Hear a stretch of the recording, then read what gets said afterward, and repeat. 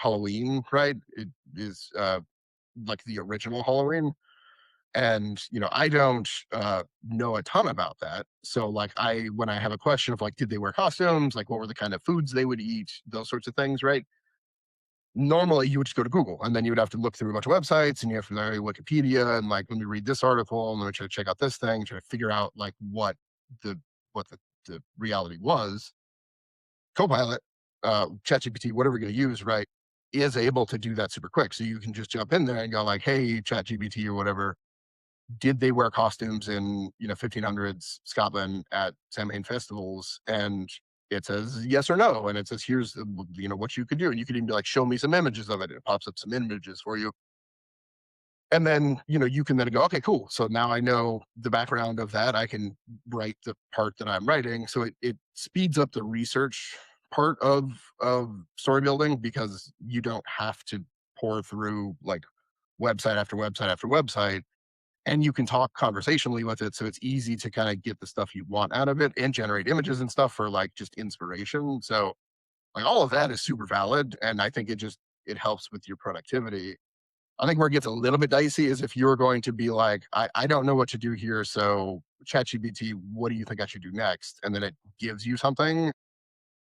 You like technically, like if you were using that as inspiration and you just like were like, I kind of like the vibe of this idea, and then I'll do my own thing. I think that's fine.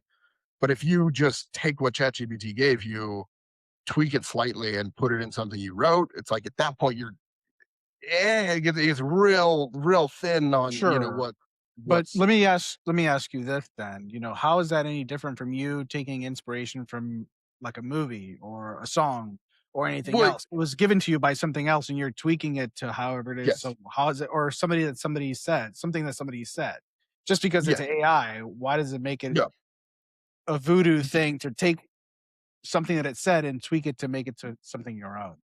I don't think it is outright like full stop, right? Like I think there are levels to that where it's okay.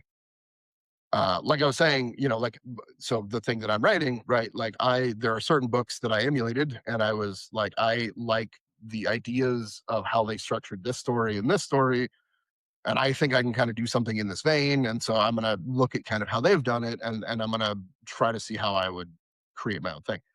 I think ChatGPT can be fine for that. So again, like if you are interested in like ChatGPT or whatever, like how can you show me some examples of like how to write a book that is in the third person, right? And even maybe like some interesting like medieval battle scene ideas or something, right? And you're using that and you're kind of just pouring through, just like you would on Google, right? Like if I'm trying to figure out like, okay, I got a battle scene coming up, and I know I want it to be big, I know I want it to be grand, and I want it to be impactful. Like, how do you get inspiration for that? You might watch Lord of the Rings, you might watch Braveheart, you might watch some of these movies to kind of look at the imagery and get some ideas for yourself.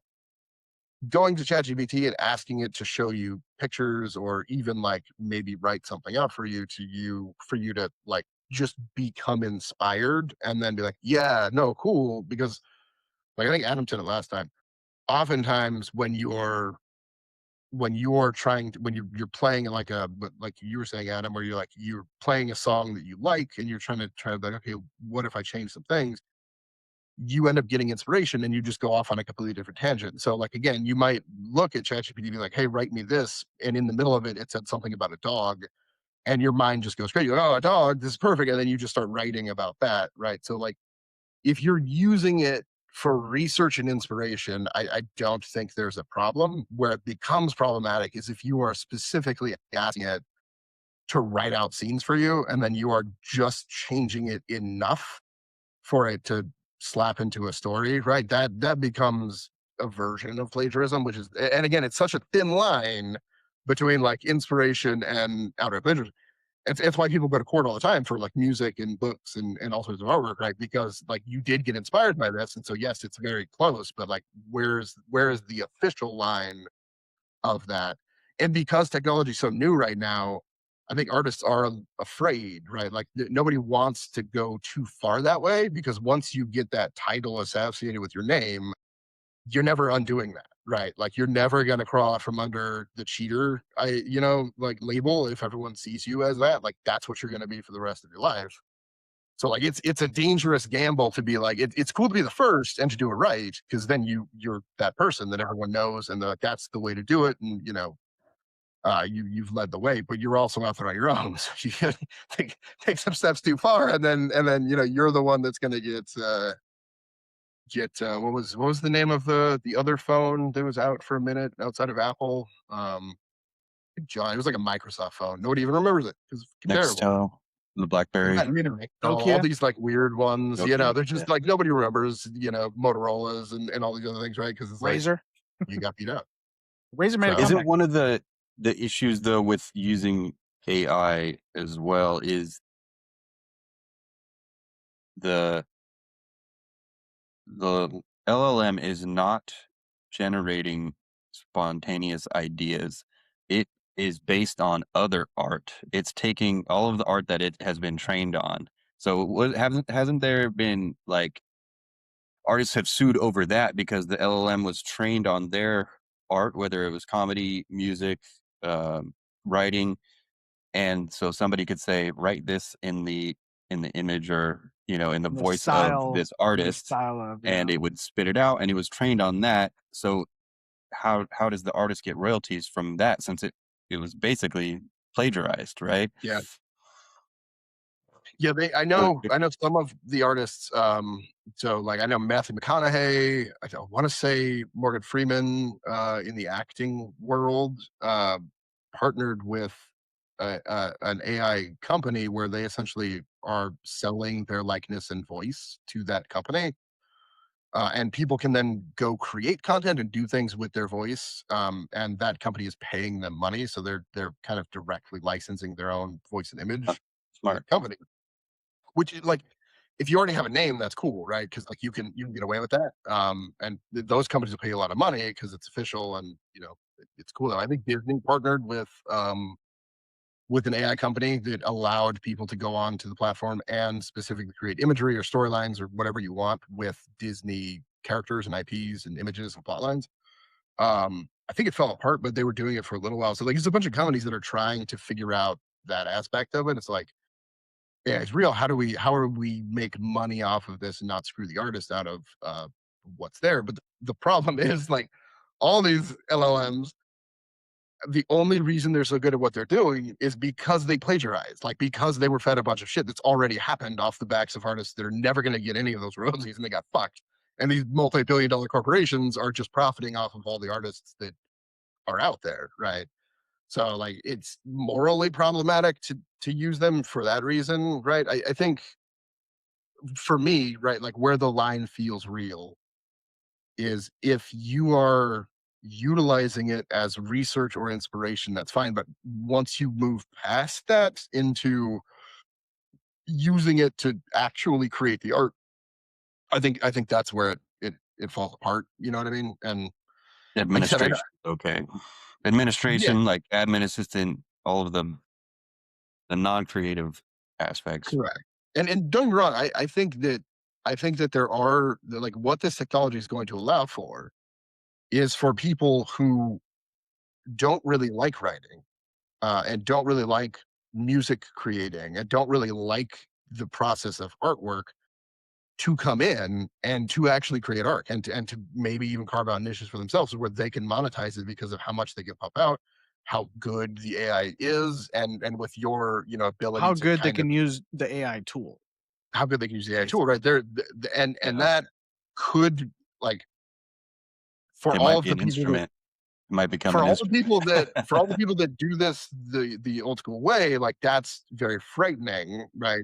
But that's not to say that like, yeah, I mean, like I like the idea. I think the best case scenario, like the world in which this becomes something that's cool, is that AI lowers the bar of entry into the arts for people. So you have people who maybe wouldn't have ever even tried writing go into an LLM and do these things, right? And they do that, and then they are like, actually, I really like this. I really like thinking about a story. I really like trying to put.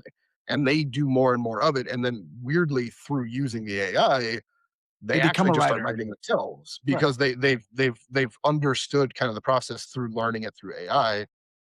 And same thing for music and even drawing and artwork, right? If you use the tool and you enjoy the creation, like I don't know how as a human you just won't naturally start kind of doing it. I think that the bigger issue is like, is it okay that, you know, the people who have not put in a lot of work and effort to try to get good at something could get a lot of exposure and become very famous and monetize things before the people who have been doing it a long time and like this and have been and all those language models have been built off of all of their shit anyways, you know. And now you're squeezing them out for content that's created by people who, and then that's I not even think to the talk big about like, names are gonna remain the big names, though. Like, if an yeah, the LLM's big been names for trained on sure. it on your stories and somebody else is profiting off of it, you've already made yours. If you wanna Well, stop writing, then that's well, on no you. one, no one ever is finished making theirs. You know what I mean? Like nobody's ever like, I'm cool. I've made my money. I'm done now. You know, like I think Well, then put out more it's stories more often. That's the no, thing I'm is, I creators like the process of the creation. Like Sure. if Some people somebody, like the end product. I'd say most those are called people, consumers. most artists would still create art, whatever field they're in, regardless of making money. So But I don't think that's it's any not like the advent of AI shouldn't stop artists from still I going don't through think the it will. process of creating the art. If they enjoy the process of creating the art, why does AI have to interrupt that for you? Just Well, keep doing what you're doing then, and it'll show well, in I the mean, results. well, but it's If not just more people are results. buying your stuff because you're spending all this time, it's like if Yeah, nobody's yeah. buying your stuff, even though you spent all this time doing it, then what the fuck are you doing? I would just say this. It's like, yes, you're right on some levels, right? Like people that buy stuff because they like it, but people also buy stuff because they're exposed to it. And the problem with AI and with the amount of shit that it can create, we've seen it with Twitter and with YouTube and shit like that. Like, look, there are good creators on YouTube and there are good creators on all the social media sites, but they are buried underneath torrents of trash because of how easy it is to post content, right? Like, yes, some of them rise to the top. I don't know if you guys saw. I actually just watched the movie. What is it called? Not Passion. Obsession. I don't know if you guys are aware of the movie or anything about it. for good things, I haven't seen it. It is really good. It's fucking it's this generation's like best kind of, I think, like horror movie. And it was done by this. There was two of them that came out. It was that one in Backrooms, I think, Obsession and Backrooms. Both of them were YouTube creators. They got a little bit of a following on YouTube. They had created videos and got some stuff, and then they made these movies. And they super low budgeted them. Like they didn't. It wasn't. They didn't get big names. It wasn't like hugely backed by a studio. It was just a really good idea, and it was executed extremely well, and it blew up. Like it beat Grogu and Mandalorian in the box office. Like it became something really really massive. And so like the cool thing about YouTube and AI and like lowering the bar of admission into all of these areas, in music too, right? Like we've seen that with a bunch of artists that do it themselves and don't have to go through studios and don't like they create the shit, they post it, and if it catches fire with people, it does. The flip side of that is how hard it is to find the good content in all of the trash, right? So for every one of those success stories, how many other people are suffering underneath, like not being able to get visibility? People will find Shit, it. shit is People out will there, find the cream and it will rise to the top, dude. like, yes, you're right as a general rule, but the system could be built in such a way that we're promoting more organic stuff over the synthetic trash, right? And I think like when you're thinking about this, I think it's good to consider that, right? And like that's a big problem for a lot of artists and people that do things is like, yes, I can still do my creation stuff and I can put out really good stuff, but I will do that. Like let's say you're one of those comic book people and you're putting something out like once every week.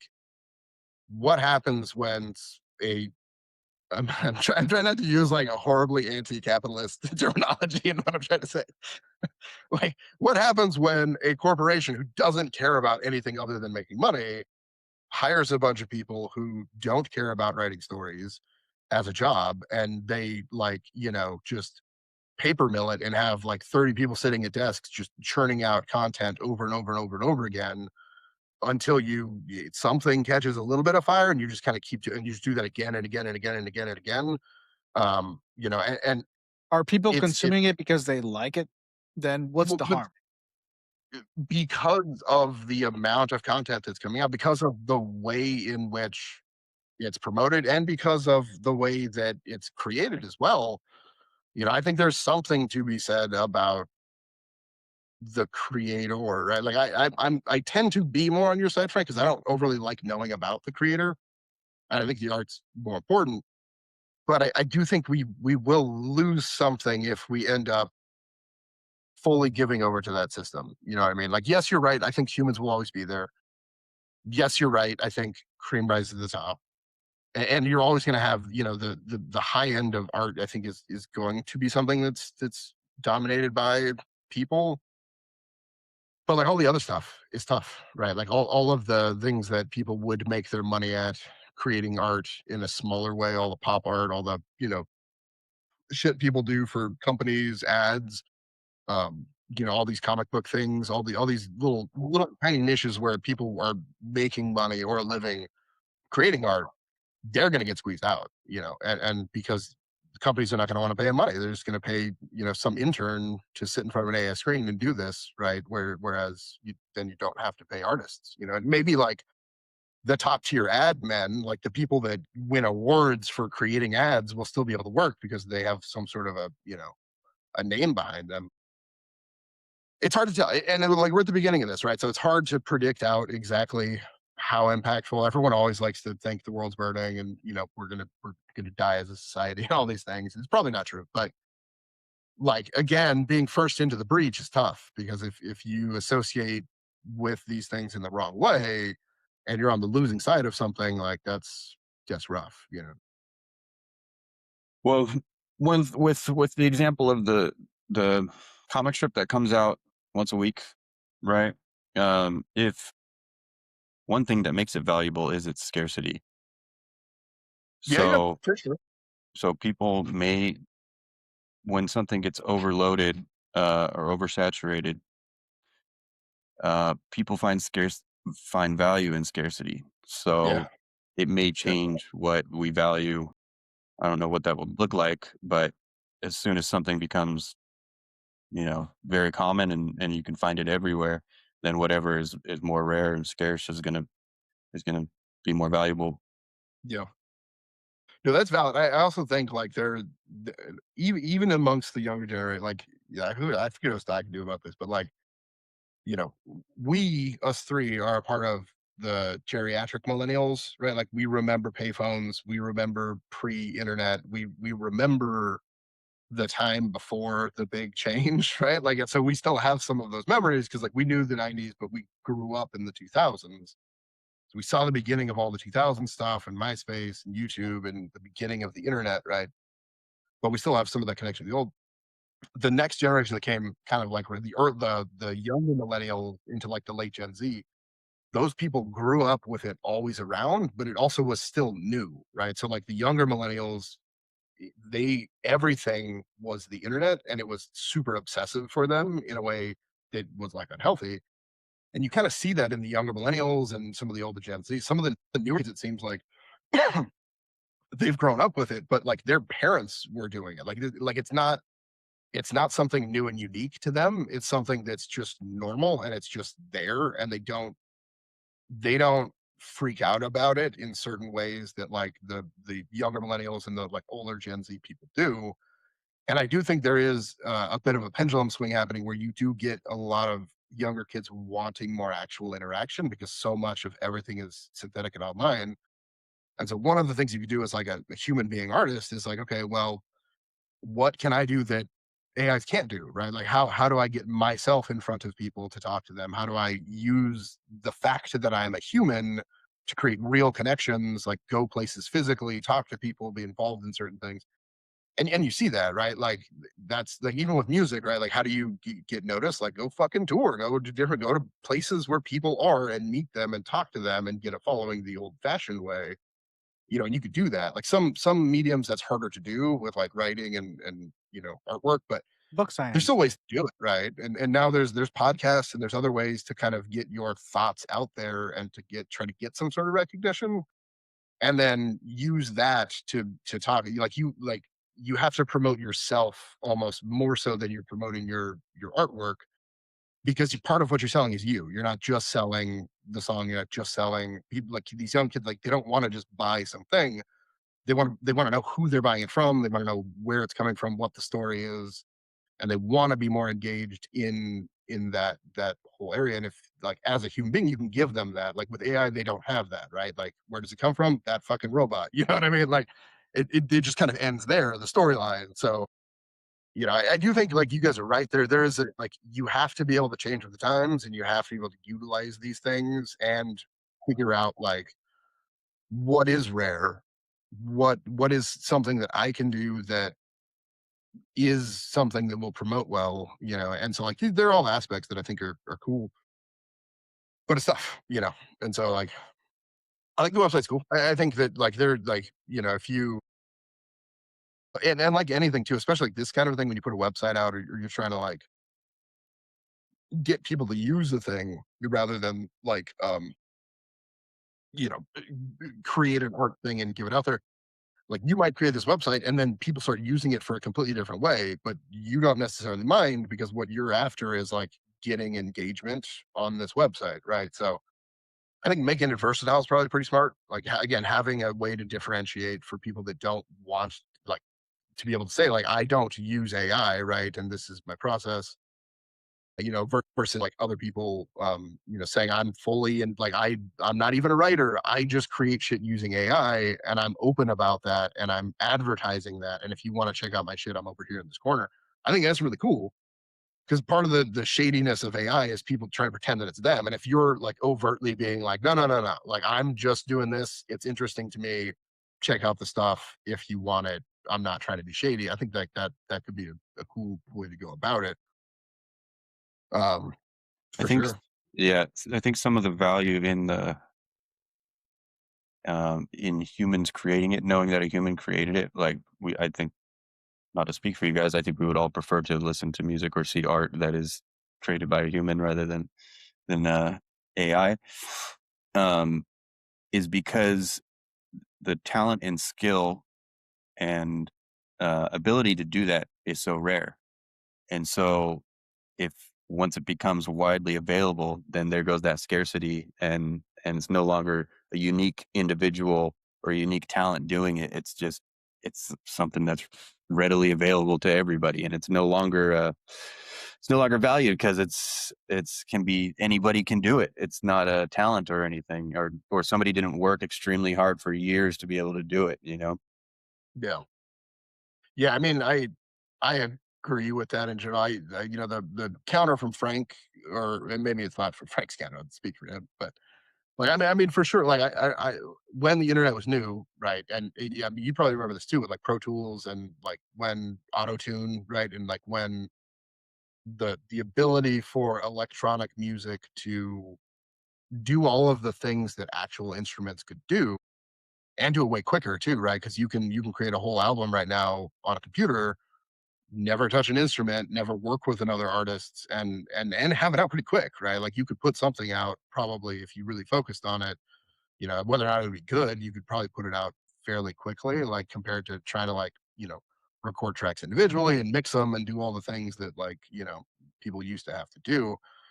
I like there was some of that mentality back then too that like this is going to kill real artistry because everyone's just going to be DJs. Like we're not going to have instruments anymore. It's all going to be synthetic. It's all going to be this kind of soulless thing. And what we saw was, yeah, it's true. So some of it is, definitely. And you look at some of like the pop music for sure. Like that's, you're like, this is studio made and like guarantee they can't even, perform this live well, or they're just going to lip sync it because like they're not going to do it. Depends. It depends. So much pop is like the most talented artists and the most talented producers working with them. But then, yeah, then there's that garbage that is just garbage. But I think pop gets a hard time, but It's it's they the are thing very of talented. I said it I think the last time we are talking about this. I in the hands of artists, I'm not really afraid of the tool, right? Like if it's artists that are using AI, even if they're using it heavily, I'm not that afraid of it because the artists are interested in the product and the end product. And so if that is the person who is using the tool to create something, I'm not afraid of it. My problem comes when it becomes corporate and it becomes something that is done devoid of any intent and devoid of any actual enjoyment in the process.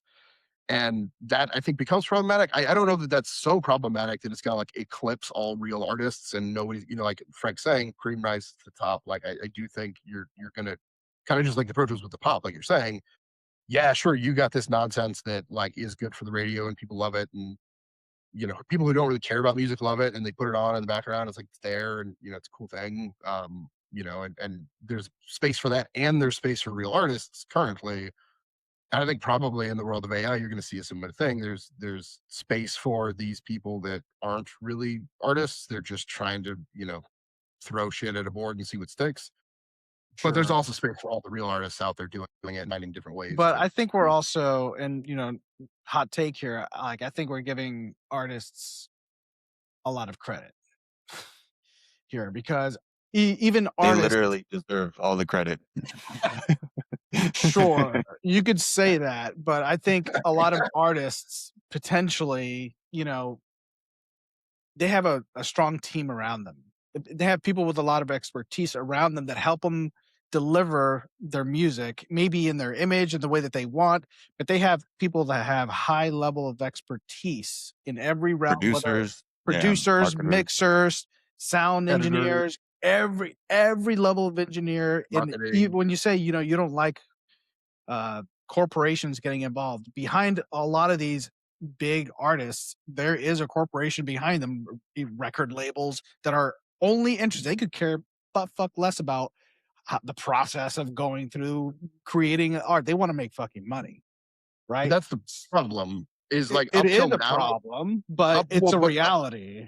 well, but Like, this is the problem. The problem is that up till now, those corporations had no choice but to deal with the artists because they couldn't create it themselves. So they had to work with the artists. Now you're in a spot where like they don't really have to, right? And so like that's the problem is that like the people that and all of these LLMs, everything's built off of art, whether it's the super famous or even the like because like those LLMs weren't just famous art that was given to them. Like it was fucking like you drew something on the internet once and posted it on Google, like they were feeding that shit into the machine. You know what I mean? all Like the it's Reddit, humanity.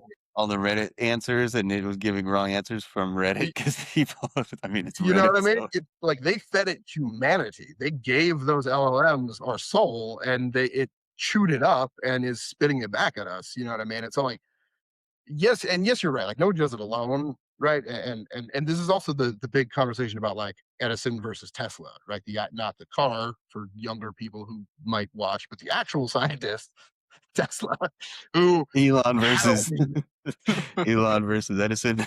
Elon was better. This is the hot take right here. Elon, who was better? Like, well, what's really hilarious is that Elon is Edison, and yet he named it Tesla, right? Which is just it's comical because like the thing that Elon does really well is run the show. Like he's good at running the show, and that there like that is an art in and of itself.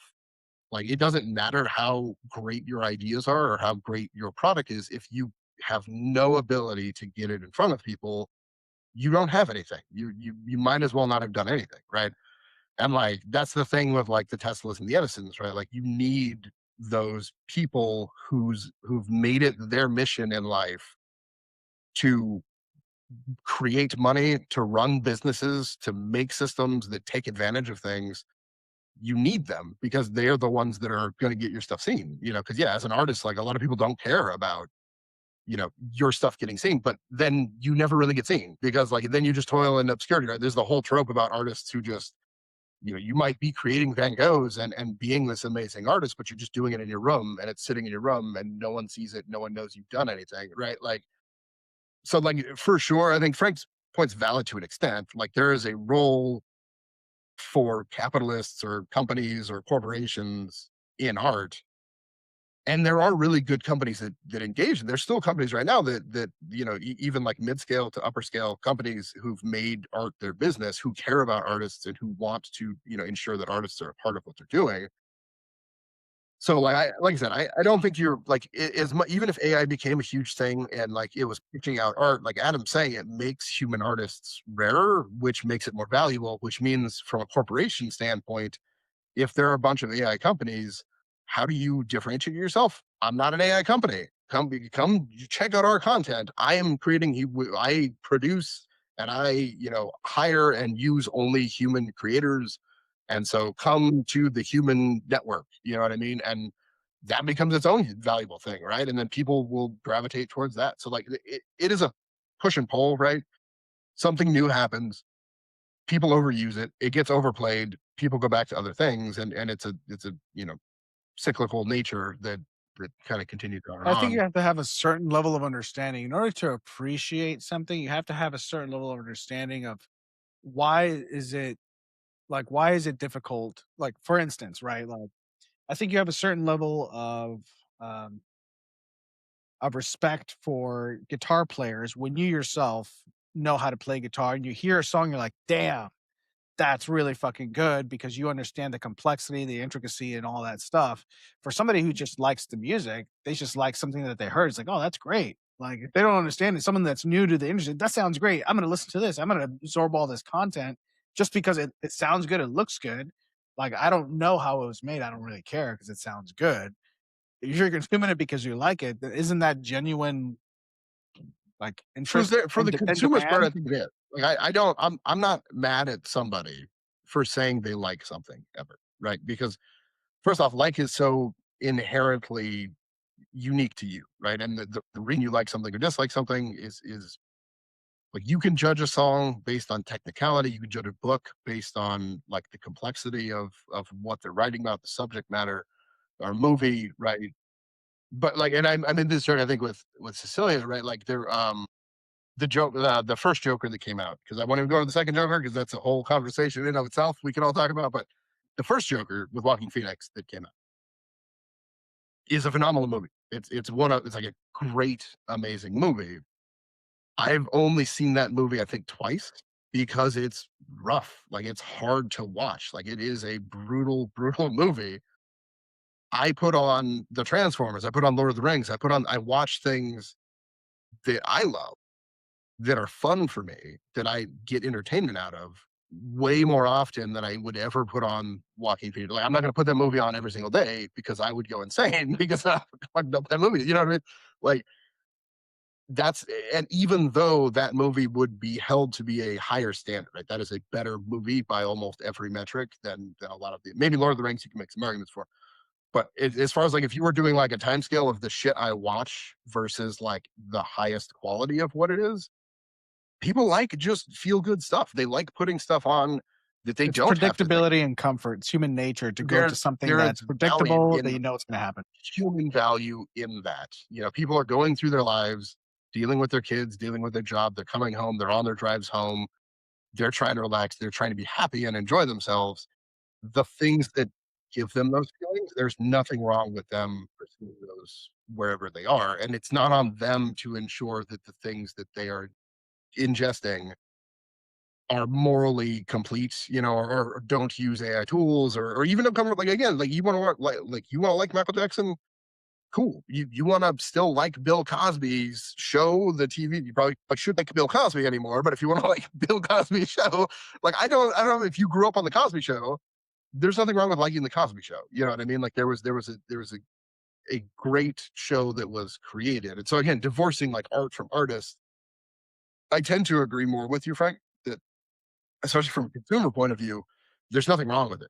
The problem is consumers are fed this by other people, and corporations that only care about making money will neglect not all of the time, but will neglect some of the art. And again, it's not like this shit is new, right? Like the fucking who are the people, the Motown guys, right? Forget the guys that like ran all those bands out of like Chicago and the like golden oldies like 70s, 80s, right? Those they ripped them off so badly. Like they owned all of their music. Like all of the artists didn't get anything. Like labels and corporate businesses just ruthlessly destroying artists is not new. Like that's just been going on for forever. So like there's it's not like like there's nothing new under the sun, right? It's just another tool for the shitty corporations to continue to do shitty things. But you even back then you had good companies, you had good label, you had good people making good stuff. So we tend to find a balance. There, people that pursue things, there's usually a place for them to find it. And if not, the artists will still do it. Like Adam said, you create because you create, whether or not people see it. So I think one thing humans will be able to excel at with art is being uh like creating subpar art, like not mm, great art.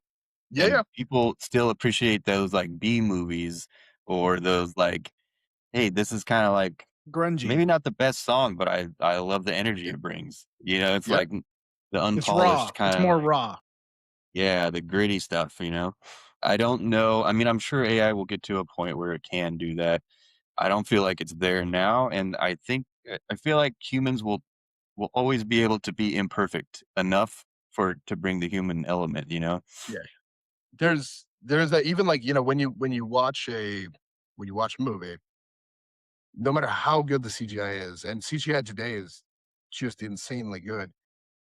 Your eye can always tell. Your eye, like, there's just something about it that, like, and we see something that's real, like Star Wars Grogu, the character, right, is a really good example of this, right? Like when they use practical effects, it's just much more impactful. I don't know why that is necessarily. Like if you were to use the best computer graphics to create an image, and then you not even to say anything about actually seeing it with your own eyes, but if you were then to see like a picture, a photograph of the same thing, and I would actually be interested to see how much study has been done into this, because I'm going to make a wild statement that may not be fully true, but I would believe that more often than not, people could find the real thing.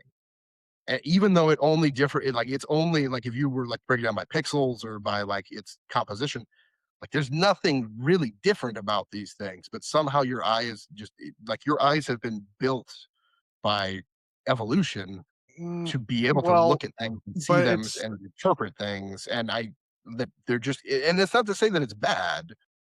It's just you can always spot some sort of a difference, and when it's real, it's impactful. it You're like, depends on your yeah, that it, was it cool. depends Like, on how much you've been exposed to though, right? Because if you've only ever seen I AI mm, generated content, how are you going to distinguish between AI? well, This I is don't like if you were taught that currently this there's was no real. one. Yeah, currently there's no one that fits that category. I mean, maybe we get there eventually, but also like your eyes see reality. We see the world, right? So like they're like and the thing is like yes, this is going to branch off into one of my speeches about something else here. All right, hold on. I Like need refill. like like your eyes, like you and your eyes and everything, like yes, of course, the things that you see train you, right? But your eyes are also and your brain are built by evolution. It's built by untold generations evolving the better ability to pick out things with your eyeballs and interpret that information to your advantage, right? That's not something that you can overcome in a single lifetime by feeding it AI. Like it's the same reason why when they flip, like if you do one of those tests or you do it with a book, like it flips images right in front of you again and again and again, just faster and faster and faster. But in there's a scorpion and then a snake and then like a woman who's naked, right? Even though it's going like this and the other ones are like trees and backdrop and sand and desert, you like will fight see like Fight Club with every the big dick in the movies. your eyes are like you're not consciously making these choices. Your brain and your eyes are interpreting that at a much more subconscious level. And I think that's part of the art thing is even though like there shouldn't be really any logical difference between these things, there's something about reality that attracts us and makes it much more powerful, right? Like a good example, like Romulus was a good the Alien movie. I don't know if anyone saw it, but they again, Alien traditionally used a lot of CGI or sorry, a lot of practical effects in the original, and then through like the middle years, they kind of went to a lot of CGI like normal. And Romulus had a lot of CGI, but at the very end, there's this monster, and it's like 7'10". It looks just crazy. And immediately I saw it and I was like, it's real. And they used some sort of animatronic. Like it had to have been animatronic because this is just wild. And I looked into it and it was actually a real guy. Like they Yeah, it's like found a a real basketball player or something, right? yeah, he's like Yeah. 7 foot. He's real weird. He's just Yeah. everything about his proportions is fucking weird. But they painted him and they put him in the suit and they gave him like the blackout eyes and like made him all gnarly looking. And it was so much more impactful than any CGI monster they could have. Like even because they had the real xenomorphs in the movie earlier. Some of it was CGI. I did like it's cool, but like seeing the way he moved, just every little nuance is human, and your eye picks it up as human. Like when it's CGI, when it's AI, they just don't always move exactly like human beings do. And like maybe you can get there, like I'm saying, eventually, but like that, it's such a subconscious thing that I would doubt I the still full think it's ability. based on your frame of reference because maybe when you're looking at a regular individual human being from the ages of like, I don't know, 10 to 70 or whatever, sure, I'm sure those people can pick up on it. But anybody before then, anybody after then, yeah, you might be able to either trick I them would or guess. disagree, but I think like it would be interesting to learn that. I don't have Because I any think a lot of actual old people wouldn't be data able to set on. distinguish the difference between real and AI. Like They really old do, people. man. Have you seen them? Have you seen those like AI videos of like the fucking animals going up to their owners and there's like some Yeah, miraculous thing or like a yeah, yeah, bald yeah, yeah, eagle defends a yeah, baby from a fucking yeah. tiger or something. And you see all these people commenting on it like, It's wow, what a real. Yeah, miraculous like dude, people fall for that shit all the time. they do. I know, that's what Don't I'm get me saying, wrong. dude. Like Don't get me wrong, they do. But you if you notice something about most of those videos, one of the things that they do, and it's an editing trick in movies too. Like back in the day when the practical effects weren't really good, like how do you get around that? Make the movie really dark. Make it hard to see what it is that you're seeing. So a lot of those ones are like ring no, it's in camera the middle of the footage, right? day. Well, sure, okay, all right. But my point is like the quality's not Ring, that good, yeah, right? So like ring camera. Make Like it the distorted. cat with the distorted, Or bazooka. distorted. yeah, yeah. The more you give it imperfections, the easier it is to trick, right? Because your eye catches imperfection as like, oh, this looks weird, but that's maybe because it's grainy, right? Like I don't know what I'm seeing here, right? Like it's a good way to funnel people into whatever lie you're going to tell them. And you see a lot of those are kind of shot through. And if they're super crystal clear, it's usually much more obvious that it's fake, right? Because The face filters though. Have you seen yeah, those fail videos of like some like influencer has been, making however much money using a face filter and all of a sudden it fails in the middle of the stream and they lose all their followers and stuff. Well, those I mean, they look real. It they look do. then have you seen that The one deep fakes, interview where they the do. the guy has like a job interview and he's like, put your hand in front of your face so I know it's not a face filter. And then the guy wouldn't do it. But the face, I mean, it looked pretty real. Then you could start to see little like Yeah, imperfection, like the hairline or yeah. stuff. But, and then Do you you think? feel like that all screwed up. But that stuff is pretty damn close to being like spot No, on. I think there's uh, so like there's as much as I was talking about like your eyes are trained to see things, right, and evolution and all this stuff. Another thing your eyes and your brain are trained to do is to rationalize things, right? And you want to believe reality, right? If you constantly questioned reality around you, you wouldn't be able to function. Like you have to, on some basic level, trust that what you're seeing is real. And so in that, because we're imperfect in our perceptions, illusions can happen, right? So like magicians are very good at doing this.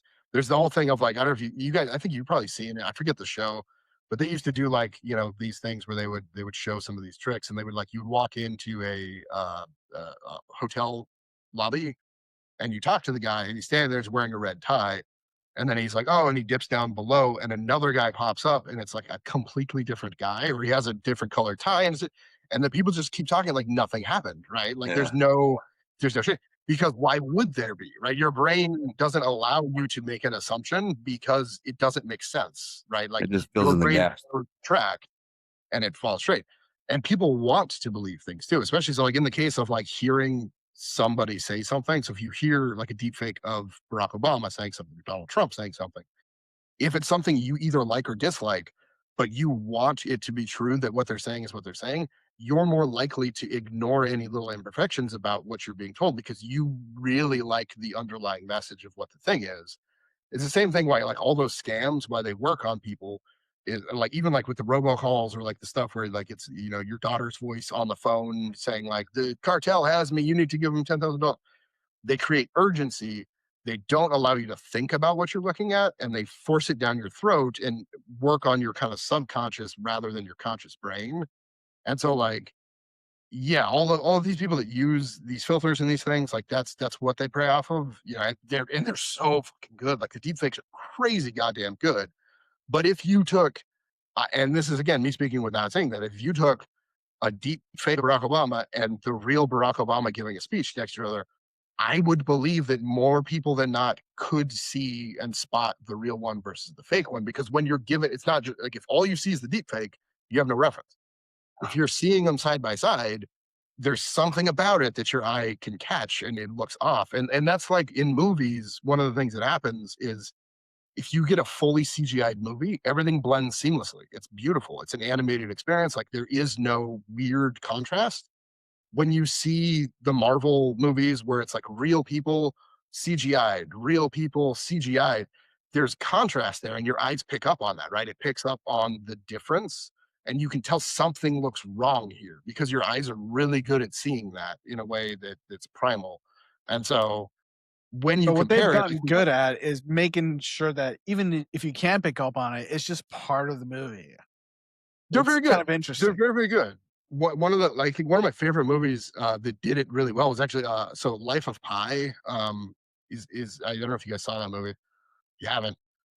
Great movie. One of the best movies on. I'm not religious. If anyone who's ever watched any of our podcasts can tell you, I'm not a religious person, but it is a very good experience of a religious person talking about faith, talking about belief. And he like not to get too far into it, but he was like raised I think he was raised Hindu, but then he like also learns like Muslim faith, and then he learns Christianity, and he kind of has all of these various beliefs going on, and then he goes onto a boat and ends up in like a life raft, and he's surviving, and it's an amazing movie.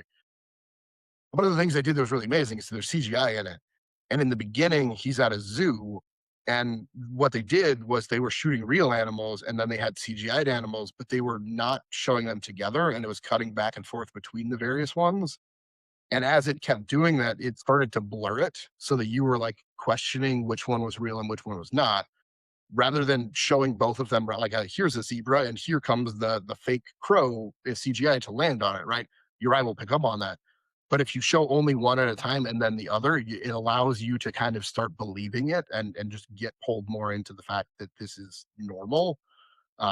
But and yeah, I mean they're amazing. If people that think about that and show you things in very curated ways using CGI to try to make it feel real, they're like crazy at it. You know what I mean? Backgrounds too, like the background of a shot. Like I was watching one done for which James Bond movie was it? It was like one of the recent ones where he's like walking across like a rooftop. He's like going Yeah, across the roof. And dude, there is no way. Like, yeah, a lot of the CGI I could pick up if, especially if it's like the focal object, but when it's used as like the yeah, background, no yeah. fucking way, dude. No, No way. no, yeah, and I mean that's huge because again, you're like so your like even right now as we're looking right, your vision is sharpest. I'm looking at myself in the camera right now.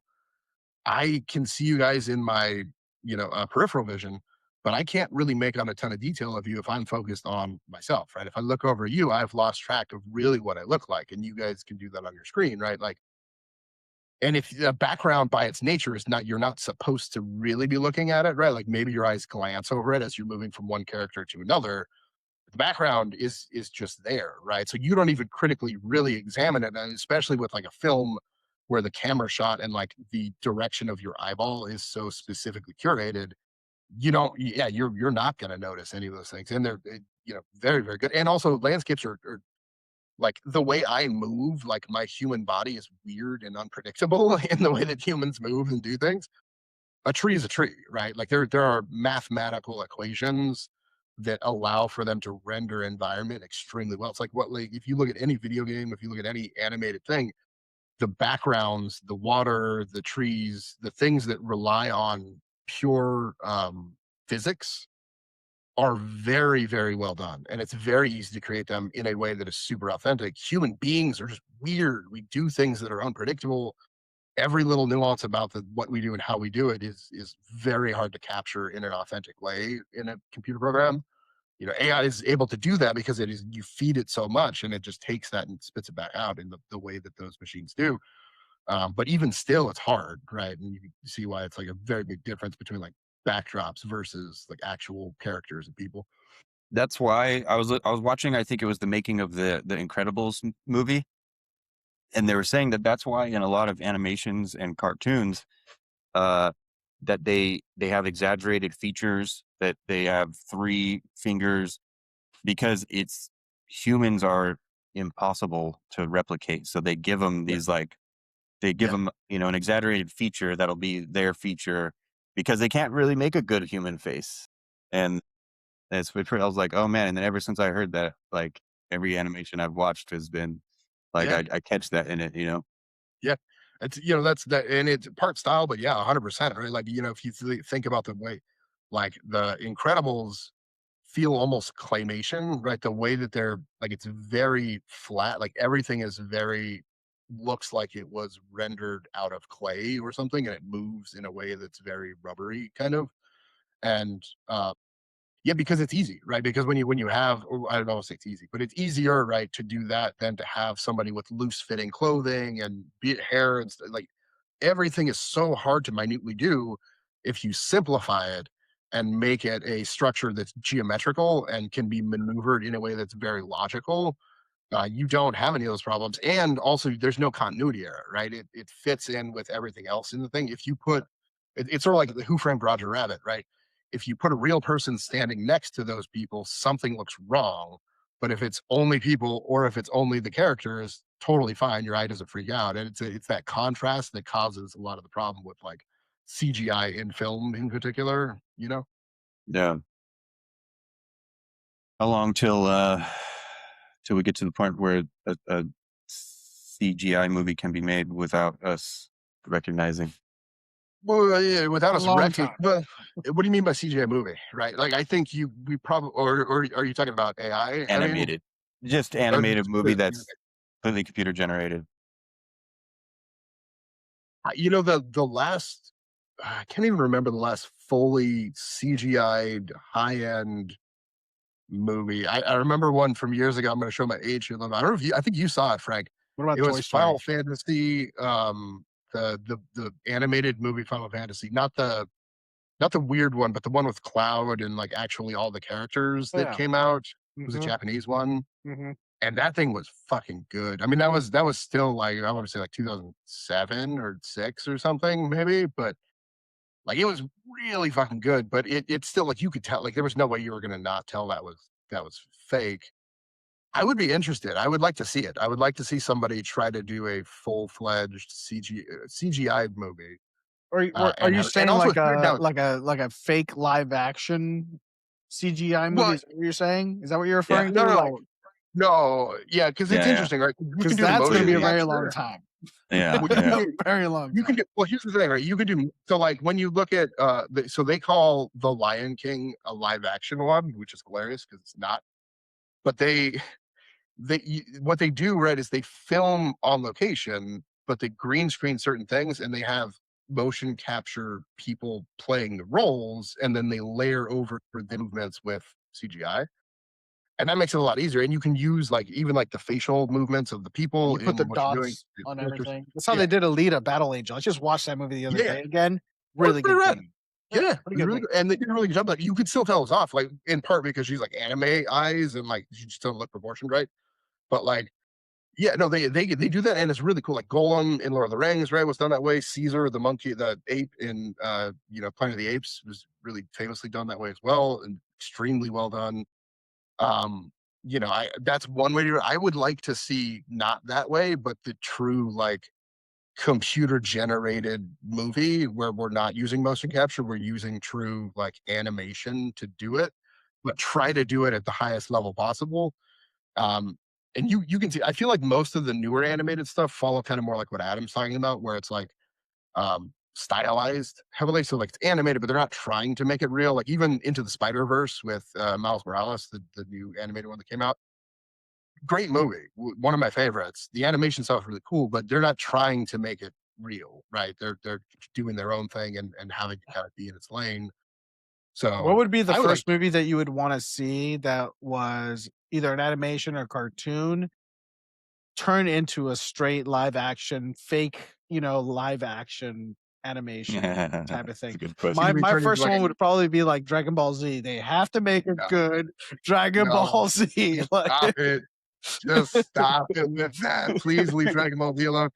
I don't know, man. I That'd got be so interesting. soured off that live action movie. It was so bad. It was so so painfully, disgustingly terrible, bad. dude. Rick Oh, and Morty. Rick and Morty. Look, They did if that live action. Did you yeah, see that with I forget the people's names, but Michael J. Fox and Christopher Lloyd, I want to say the guys from the time what Back it to the wasn't Future. Michael J. Fox though. It was Chris who was the Christopher second name you Lloyd. said? Christopher Chris Lloyd. Lloyd. That's Yeah, the old yeah, dude the crazy with white haired him. oh dude. yeah, Yeah, yeah, yeah. And then who was playing Morty. Morty? Do you I guys know what I'm remember. talking about? Hold I on. I think I I have to I look this up think I now. remember seeing it, but I thought it. Well, yeah, it can't have been Michael J. Fox because of his Parkinson's. That would be pretty crazy. But It was pretty fucking funny. yeah, I never the whole saw thing. the live action thing. I It's think funny, it was man. just a bit. Like it wasn't a movie or anything. It was like they did a little bit The because teaser or Yeah. like something. like famously, like that's who like they created those characters off of. And this is a good example of like what is plagiarism, right? Like when they created Rick and Morty, they absolutely used those two as inspiration, and was everything that they do is like everything in Rick and Morty is pop culture references, and then like deep psychological trauma. Like it's just those two things pushed Yeah, I together. mean, look at okay, South Park. South Yeah, Park, something too. everybody's likenesses, Yeah, A yeah, Family yeah. Guy, Yep. Simpsons, all that I stuff. just recently, Will Ferrell just on Netflix. I haven't seen it yet. I'm gonna watch it. Is put out a.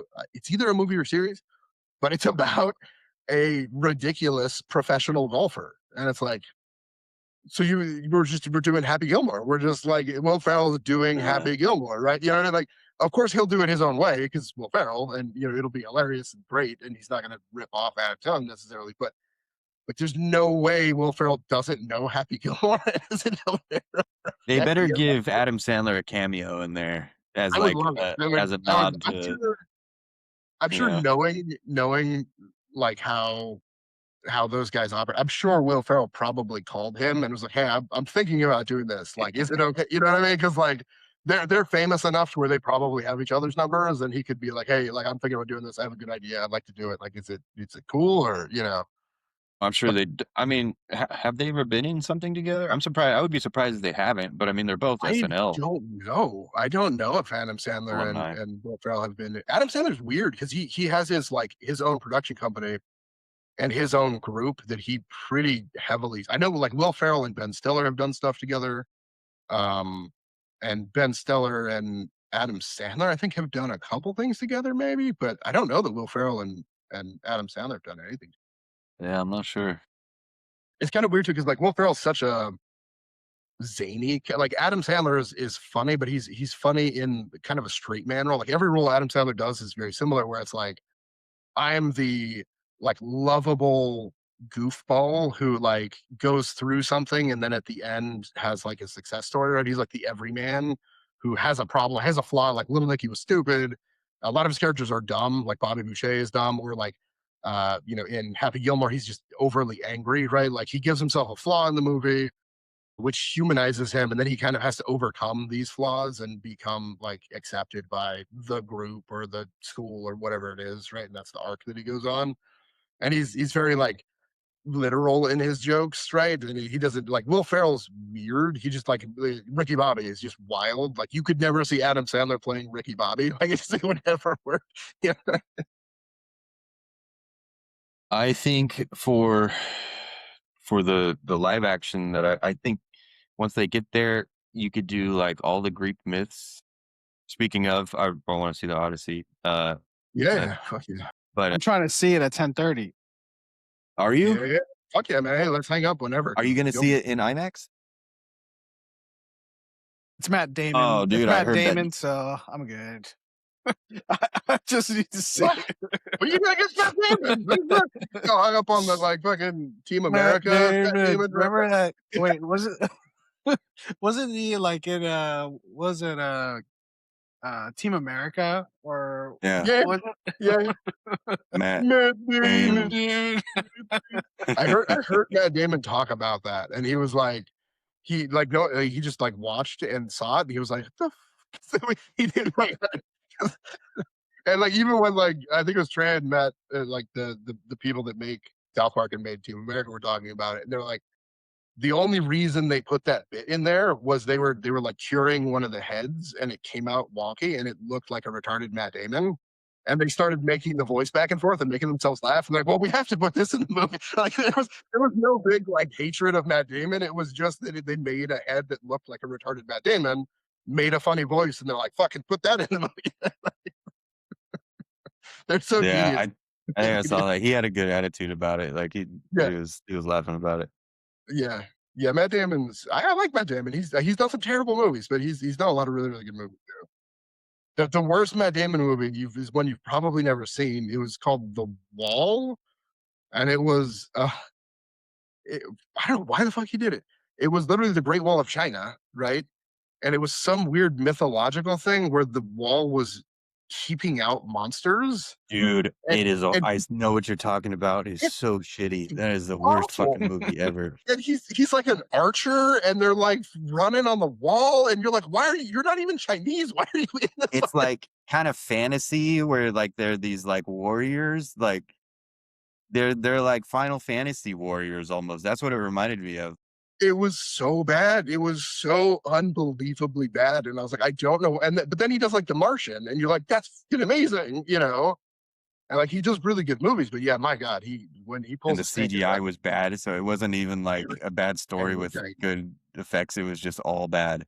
everything was bad. It was Yeah. so, and he was also older Highly too. recommend. I He was highly young you action should hero. He watch was it like if an you haven't older seen man. it.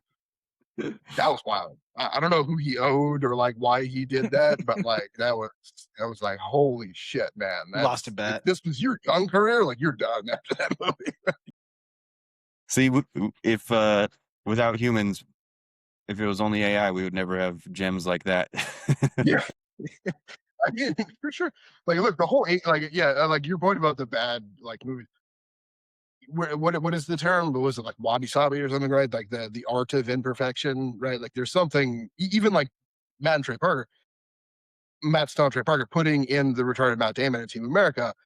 Like it's only in there because they had this organic human thing where they laughed at something, and the only reason they even thought of it was because it came out of the oven, right? So like so many things, like when the name of the serial killer in Chucky, not actually Chucky, but the guy who like voodoo's into Chucky is Charles Lee Ray, and it's Charles Manson, Lee Harvey Oswald, and the guy who killed Martin Luther King. I forget his name, but he just took like the three scariest names he knew and shoved it together and made the name Charles Lee Ray. It's a great, terrifying sounding name, but it's just a random like connection in people's brains. And so much of like movies and art and all that stuff is that little happenstance of just happening to like see something or do something and putting that little thing in there. And it makes it so good. It's that little weird human element. But What would you guys pick for? You have Dragon Ball Z. What do you got, Frank? No, I no, had Dragon Ball Z. I had Dragon Frank Ball had Z. Dragon Ball Like, Z. what had Dragon Ball What Z? do you That's have, Michael? terrible. No. Well, I would say there is the myths that you were talking about. Cool. There's an anime on Netflix if you ever want to check it out. It's a short run one. It's not a like a Japanese anime one. It's a little bit different. But it's called Blood of Zeus, I wanna I knew you say. were gonna say that one. Yeah, that's pretty sick. I like that It one. it is a really good one. They weirdly, I put it in I don't know why I did this, but I put it actually in Spanish with subtitles. Fucking amazing. Something about, like and let me I'll explain it. Something about Wasn't some I will be honest, dude, I really wasn't paying attention until I heard that. until you're out for some reason to me, like, so the Was that way on that accident and you're like, "Oh, this is cool," or were kinda, you like, "I'm gonna yes, do kind of, yeah. this"? So the reason I think it works is that, the voiceover actors are great in it in Spanish, but Zeus is like a soap opera. His family is like a soap opera. Like there's this Oh, really yeah. dramatic, like weirdly soap opera type like dialogue and interactions between Zeus and his wives and his children. And the passion of the voice actors doing Spanish in that was fucking perfect. And I was like, I don't know why, this is amazing. And so like whenever I watch that, I put it in Spanish and just watch it all in Spanish. Animated Days of Our Lives, man. It was I so that was in fucking good. English, though. It was Sabado Gigante. I think that's the Spanish one. What do they call them? Novellas? Novelas. The telenovelas and Novellas? There's a Greek novella. the Greek novella, right? Like there's just some crossover there. I think that was really fun. But you, It's a so new we're genre. It's a saying, new genre, dude. Greek novellas. That's gonna be Yeah. that's look, interesting. hey, hell yeah, man. All right, we need to cross that one out there. No, we need that. We're gonna do it. I mean, like, and again, that's what's Hey, like. we could probably do it with AI, no doubt. We totally could. I don't mind, like, and sort of that's the thing, like the whole like parody area, right? I like making something like that because it was fun. Like you're not taking it seriously, and so you're just using AI to make something funny to put it out there and just like harass people with your stupidity. Like I don't mind that so much. You know what I mean? Like you're not trying to create something that's like super authentic. You're just like, let me make, like, again, South Park was never winning animation awards, right? Like they put shit out there that was ridiculous, and I mean their ideas were amazing, but a lot of the parody stuff, was never like super high quality, But the question is, a animated something animated that you then like motion capture, but it's like perfect motion capture. Is that what we're doing here? Halo. I know, Can we can dude. we I was can we just gonna please do a say Halo? we need a good Hell, Halo. Yeah. there's some They video did the games. live action, but we need a good one. Honestly, God of War 2, it could That's be a good one. super dope if you Aren't could they do coming out them. with a movie though? They are, and I'm Yeah. scared. I'm not yeah. I heard the main guy actually is out now. He got some sort of injury and he's out. I don't know if it's true or not. I heard a rumor, but That sucks. yeah, I like that would be cool. There's a lot of really cool video games that He's would not worthy Assassin's of the Creed. role. Assassin's Creed could be dope for sure. Assassin's Creed, I think you could just do. Like Yeah, I you're don't right. You there's could not just do much that. about Didn't Assassin's they Creed already that make a movie you about would Assassin's Creed? They did. It was terrible. Oh shit, they did. Yeah. They did. Yeah, it It was was pretty bad. It well, was and weirdly, very it forgettable. had fucking like Michael Fassbender in it, which is like, how do you like? It's always Yeah. amazing to me when you get like amazing casts and You like a franchise that should work in live action, and somehow you tank it. It's like, what are you so terrible? Like Ghost in the Shell. Like honestly, Ghost in the Shell would be number one. They destroyed that movie. I still think you could do a live action version of that movie. No one will ever touch it again after the train wreck that happened. So, but that would be a really cool one. Mm. Surprised you didn't go with Naruto, Frank. You could just do live action Naruto. I created some live action Naruto characters using ChatGPT. It was kind of interesting. Yeah. Yeah. The thing could happen. When you see like people who made like AI versions of like Dragon Ball Z characters, some of those look pretty compelling. Some of them are cool. Like if you can actually make a whole movie around that CGI character and the whole CGI world was that level of quality, I think you could pull it off. Yeah. But It is tough because like once you like some of those still images, they can make really, really good. It's the same thing with like video games. Like you've seen trailers that are really good, and then the video game that comes out is actually not that good because it's really hard to have that like level of detail in it. And in so like everything, right? It's the level of rendering that you can put into an it's entire world. It's with ridiculous. I think that movement they and like remastered the Halo game again. So you can play Halo 1 again, remastered with mhm. everything looks like Oh shit! pristine, like Yeah, really, really good. those So are cool. You I know don't what they mind. should do is they should redo the Matrix scene in Matrix Reloaded. You know when he's fighting all of the Oh, yeah, oh, yeah, the aliens? terrible, yeah, in it's It's the after really worst, dude. he spoke with the Oracle in that yeah, Yeah, kind of little plaza or whatever. Yeah. yeah, literally like square faces, like it's it's the like worst. 8-bit or something, Or you when know? Yeah. when he grabs the pole and he starts whacking Pool was everybody. That's cool. Yeah. I mean, what is the concrete? Yeah, and he slammed in a concrete burst. Dude, It they was need a cool. remaster of that one. for sure. My only other thing I didn't like was like for whatever reason, like I feel like it happens a lot where they do that move when there was like a crowd of people and there's one person and he did the thing where he was like I think he went like sideways and he had the pole behind Started him walking and on he's just people. like kicking people as he's like circling around. It just looks so lame. It's like there's just better ways to do this. It's so silly, you know. I mean, it was just a walk in the park for him. That's why you didn't. Yeah, you know, like no, yeah, you could definitely redo that scene with honestly, like if you could just re-edit with like perfect technology, like the Matrix would be really cool because there's some scenes in there that you could enhance and it would just make it cooler for sure. Like there's a lot of really good. You could even go back into like some of the older sci-fi in like the 80s and 70s, and like if you could remaster some of that with modern day technology, I think it would be cool to take some of the cheesiness away from some of that. But so much of what was cool about it was that too, so it's tough to say. Dude, what if like Finding Nemo was that would be kind of scary, dude. Like Shark. with the shark and shit, like a real action, like live action What about bottom of the ocean. the Land Before Time? No, no, Land Before Time. Yeah. Yeah. Littlefoot. Littlefoot. That'd be great movie for sure.